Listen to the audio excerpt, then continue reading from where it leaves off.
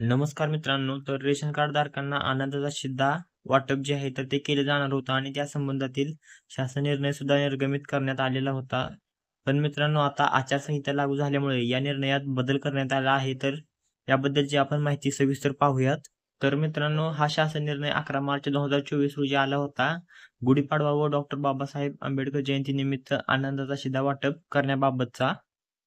तर यामध्ये सांगण्यात आलं होतं की 1 किलो या प्रमाणात रवा, चणा डाळ, साखर व 1 लिटर या परिणामात सोयाबीन तेल जे आहे तर ते दिलं जाणार होतं या आनंदाचा शिधा यामार्फत. परंतु मित्रांनो, आचारसंहिता लागू केल्यामुळे आता आनंदाचा शिधाचं वाटप जे आहे तर ते बंद केलं जाणार आहे. तर यामुळे लाभार्थ्यांची गैरसोय होणार आहे. तर मित्रांनो, ही त्या संदर्भातील माहिती आहे. तर आचारसंहितेमुळे आनंदाचा शिधा वाटप बंद, लाभार्थ्यांची होणार गैरसोय. तर मित्रांनो, आचारसंहिताचा जेवढा कालावधी आहे तोपर्यंत हे वाटप जे आहे तर ते बंद ठेवण्यात आलेले आहे व त्याबद्दलची ही लोकमत न्यूजपेपरमधील बातमी आहे. तर मित्रांनो, यामुळे रेशन कार्ड धारकांना आता गैरसोय जी आहे तर ती होणार आहे यामुळे. तर या व्हिडिओमध्ये इथे थांबूया आपण. धन्यवाद.